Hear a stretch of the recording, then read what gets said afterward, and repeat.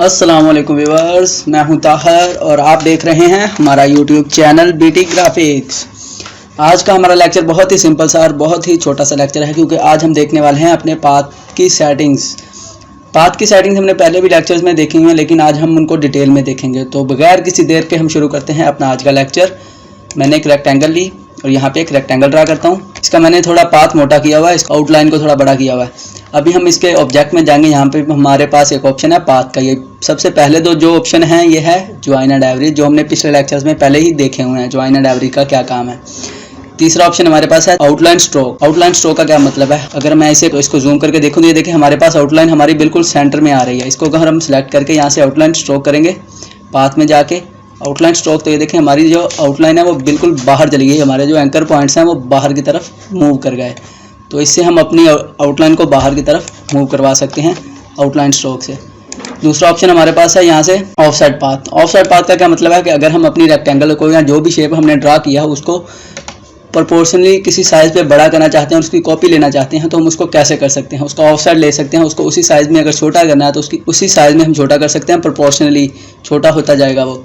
ये -29 पे -13 पे तो इस तरह शो करेगा। अगर हम बड़ा करेंगे तो ये देखें ये ऐसे बड़ा होता जाएगा। इससे हम उसकी कॉपी ले सकते हैं। ये नीचे हमारे पास जॉइंट्स हैं, इसके ऑप्शन हैं। ये हम राउंड भी कर सकते हैं, इसको हम बेवल भी कर सकते हैं। ये देखें अगर हम बड़ा करके देखें, छोटे में बेवल से तरह शो नहीं हो रहा, तो बड़ा करके देखें तो ये देखें अभी हमारे पास बेवल का ऑप्शन शो हो रहा है, ये हमारे पास राउंड शो हो रहे हैं। तो इसको मैं कैंसिल करता हूँ। इसको दोबारा सेलेक्ट करके अपने रेक्टेंगल को और देखता हूँ। यहाँ पे हमारे पास थर्ड ऑप्शन जो है रिवर्स पाथ। रिवर्स पाथ का क्या मतलब है, मैं यहाँ पे एक एग्जांपल के तौर पे एक पाथ ड्रा करता हूँ, एक लाइन ड्रॉ करता हूँ। ये मैंने एक सिंपल सी लाइन ड्रॉ की और अब हम इसे एरो में कन्वर्ट करते हैं अपने में।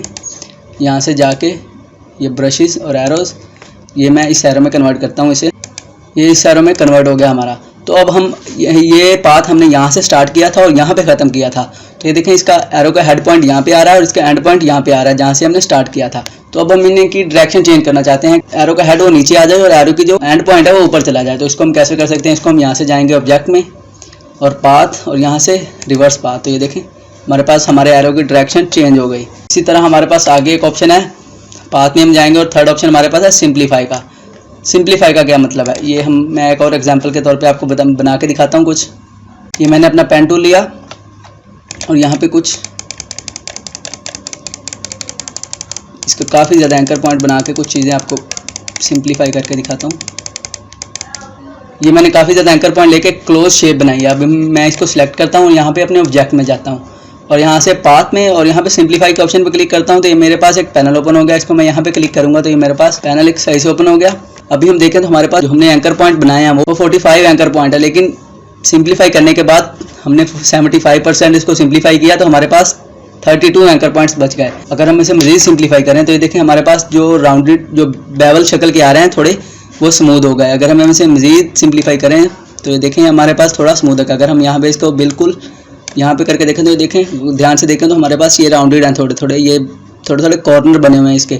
लेकिन अगर हम इसे सिंप्लीफाई करें तो हमारे पास एंकर पॉइंट भी इसके कम हो गया। जो 45 एंकर पॉइंट है वो 14 एंकर पॉइंट में कन्वर्ट हो गया। तो इससे हम इसको एंकर पॉइंट चेंज कर सकते हैं। ये अगर हम स्ट्रेट लाइन पे क्लिक करेंगे तो ये देखें ये हमारे पास एक स्ट्रेट लाइन में हो जाएगी। इसके एंकर पॉइंट हमने कम किए हुए हैं, तो ये बढ़ा के स्ट्रेट लाइन पे क्लिक करेंगे तो हमारे पास स्ट्रेट लाइन में कन्वर्ट हो जाएगी।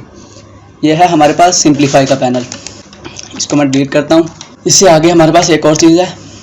इस रेक्टेंगल को सिलेक्ट करके मैं यहाँ पे अपने पाथ में जाता हूँ और यहाँ पे देखता हूँ इससे आगे हमारे पास है ऐड एंकर पॉइंट। ये हमारे पास एक रेक्टेंगल है, इसका कोई भी एंकर सिर्फ 4 एंकर पॉइंट है इसके। ये देखें सिर्फ 4 एंकर पॉइंट हमारे पास शो हो रहे हैं। अगर हम इसके एंकर पॉइंट बढ़ाएं पाथ में जाके यहाँ से ऐड एंकर पॉइंट करें तो देखें ये एक एंकर पॉइंट और ऐड हो गया। अगर हम यहाँ पे जाके दोबारा एंकर पॉइंट रिमूव करें, पाथ में जाके एंकर पॉइंट रिमूव करें तो ये देखें सारे के सारे एंकर पॉइंट रिमूव हो गए जो हमने सेलेक्ट किए थे। डायरेक्ट सिलेक्शन टूल से सारी सी बात है, हमने सब एंकर पॉइंट सेलेक्ट किया था वो सभी रिमूव हो गए। अगर हम डायरेक्ट सिलेक्शन टूल से सिर्फ ये वाले 2 एंकर पॉइंट सेलेक्ट करें और इनको जाकर रिमूव करें ऑब्जेक्ट पाथ और यहाँ से रिमूव एंकर पॉइंट करें तो सिर्फ ये वाले 2 एंकर पॉइंट रिमूव हुए हैं। इनको हम अपने पेन टूल से भी कर सकते हैं, जो हमने लेक्चर में देखा था। पेन टूल से हम एंकर पॉइंट ऐड कर सकते हैं, रिमूव कर सकते हैं, लेकिन पाथ से भी कर सकते हैं।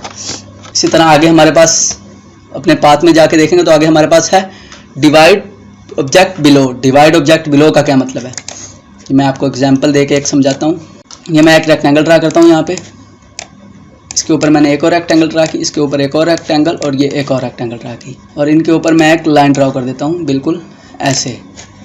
अब मैं चाहता हूँ कि ये वाले जो रेक्टेंगल्स हैं ये यहाँ से लाइन से ये नीचे वाला हिस्सा अलग हो जाए और ऊपर वाला हिस्सा अलग हो जाए। तो इसको मैं कैसे करूँगा, इसको हमने जो पाथ फाइंडर टूल में देखा था, इसको मैं यहाँ से जाके भी डिवाइड कर सकता हूँ, लेकिन यहाँ से जाके डिवाइड करने में आपको पता है क्या होगा, यहाँ से जाके अगर हम डिवाइड करेंगे और अनग्रुप करके देखेंगे, अनग्रुप करेंगे अगर हम, तो ये हमारे पास जहाँ से ये एक दूसरे को इंटरसेक्ट कर रहे हैं वहाँ से ये डिवाइड हो जाएंगे। ये देखें, ये वाला अलहदा हो गया हमारे पास, ये वाला हिस्सा हमारे पास अलहदा हो गया, लेकिन हमें तो सिर्फ इसको दो हिस्सों में कन्वर्ट करना था।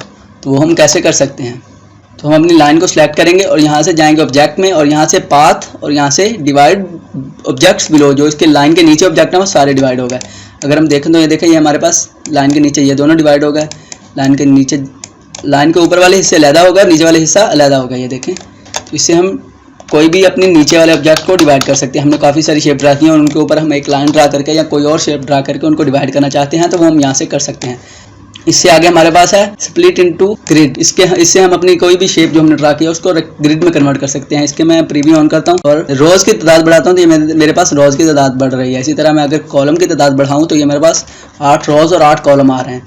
ये हाइट है इसकी। अगर मैं इसकी हाइट कम करूँगा तो ये देखें, ये इसकी हाइट कम होती जा रही है और दरमियान में फासला आता जा रहा है। अगर विड्थ कम करूँगा तो ये विड्थ कम हो गई, चौड़ाई कम हो गई और दरमियान में फासला आ गया। इसी तरह ये मेरे पास है गटर भी सेम वही काम करेगा जो मैं अपनी हाइट से और विड्थ से करता हूँ, ये भी सेम वही काम करेगा, ये कॉलम्स में और ये रॉज में। इस तरह ये नीचे हमारे पास है टोटल। ये टोटल इसको कितना साइज देना है, कितना इसको बढ़ाना है हमारी रॉज को, और ये हमारे पास हमारे कॉलम्स का टोटल है। तो इससे हम अपनी रॉज और कॉलम्स को बढ़ा सकते हैं, कम कर सकते हैं। तो ये था आज का हमारा लेक्चर। उम्मीद करता हूँ कि आप दोस्तों को मेरी वीडियो अच्छी लगी होगी। तो अगर आपको हमारी वीडियो अच्छी लगी है तो हमारे चैनल को कीजिए सब्सक्राइब, शेयर और बेल आइकन को कीजिए प्रेस, ताकि हमारी हर आने वाली नई वीडियो की इन्फॉर्मेशन आप तक सबसे पहले पहुँचती रहे। तो मिलते हैं अपनी अगली वीडियो में, उतनी देर के लिए अल्लाह हाफिज़।